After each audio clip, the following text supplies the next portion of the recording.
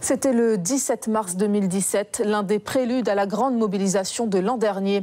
Le collectif des 500 frères contre la délinquance avait fait irruption dans l'hémicycle de la CTG.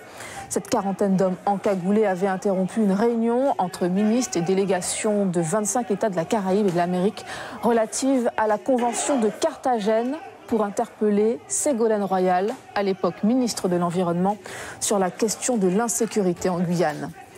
Un épisode que nous allons évoquer ce soir sur ce plateau avec notre invité Zadkiel Saint-Oris. Bonsoir Zadkiel Saint-Oris. À l'époque, vous étiez membre des 500 frères contre la délinquance. Est-ce que cet épisode, cette irruption dans l'hémicycle de la CTG était prémédité? Pas du tout. Pour mémoire, ce qu'on avait prévu ce jour, enfin ce qu'on avait fait ce jour-là, c'était de se rendre en fait devant les différents consulats sur l'île de Cayenne.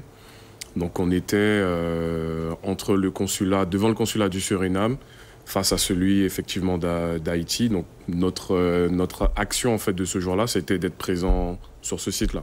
Et c'était vraiment spontané, une intervention spontanée finalement de se retrouver à la CTG? Complètement. Alors en fait, ce qui s'est passé, c'est que effectivement, Madame Ségolène Royal devait arriver ce jour-là. Et à l'époque, Olivier Goudet, justement, en train de dire à José Achille qu'elle venait d'arriver sur place.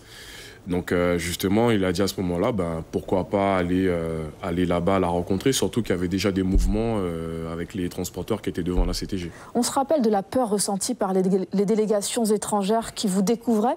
On se rappelle aussi de l'émotion du président de la CTG qui évoquait des retombées, des conséquences pour l'image de la Guyane. Avec le recul, quel regard portez-vous sur cet épisode? Et si c'était à refaire, finalement, est-ce que vous le referiez?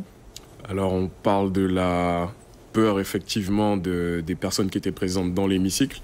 J'ai envie de dire que de notre côté aussi, c'était un petit peu le cas, puisque, encore une fois, c'était pas quelque chose qui était prévu. Et en fait, ils ont fait que suivre des personnes qui étaient à l'extérieur. Et on ne s'attendait pas, en fait, à ce qu'il y ait toutes ces personnes-là qui étaient au fond. Donc, en ouvrant la porte, les 500 frères étaient justement surpris de se retrouver face à ces personnes-là.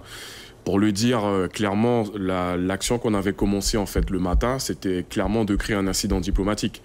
Mais voyant qu'effectivement, rien ne se passait là où on était, on s'est spontanément effectivement dirigé là-bas et entre guillemets, ce qu'on cherchait un peu à faire, c'est créer au niveau de la CTG. On rappelle que votre combat, c'est la lutte contre l'insécurité. Dans ce domaine, que pensez-vous du travail effectué par les autorités depuis l'an dernier et notamment ce qui concerne l'application des mesures comprises dans l'accord de Guyane?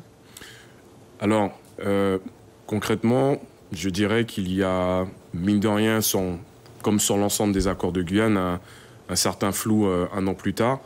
Il n'y a pas de choses en fait radicales qui ont changé. Sur l'aspect de la sécurité, on va plutôt réfléchir en termes de se dire s'il n'y avait pas les escadrons qui étaient restés, s'il n'y avait pas eu le mouvement de grève, effectivement, est-ce que les chiffres qui ont été présentés sur la délinquance, sur la criminalité en fait en 2017 auraient été ceux-ci. Peut-être qu'ils auraient été plus importants comme en 2016. L'un de vos chevaux de bataille, c'est l'éradication des squats. Est-ce qu'en la matière, vous avez l'impression qu'il y a eu des progrès? Alors sur ça, par contre, on peut pas dire le contraire. Il y a quelques semaines encore, il y a un dernier squat qui a été effectivement détruit à Olizette.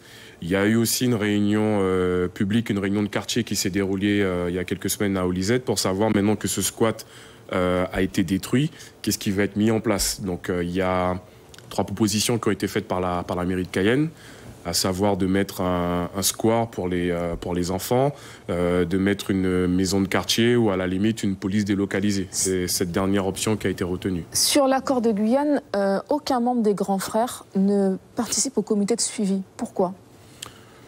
Écoutez, pour diverses raisons, on n'y participe pas. Il y a l'aspect un petit peu des polémiques qu'il y a pu y avoir et aussi sur le fait que on ait pu dire que les grands frères n'existaient pas effectivement à ce moment-là et donc la légitimité de la présence des grands frères en partie. Et après, il y a déjà une équipe aussi qui travaille en ce sens. On laisse les choses de ce côté-là se faire. Il y aura un meeting qui nous a été annoncé par Olivier Goudet qui sera le 28 mars prochain, un meeting anniversaire de la mobilisation des 500 frères et du peuple guyanais. Est-ce que les grands frères y sont associés? Est-ce que vous comptez y participer? Nous n'avons pas été invités à ce sujet. Nous, de notre côté, nous n'avons pas prévu de faire quelque chose en ce sens. Merci Zadkiel Saint-Oris.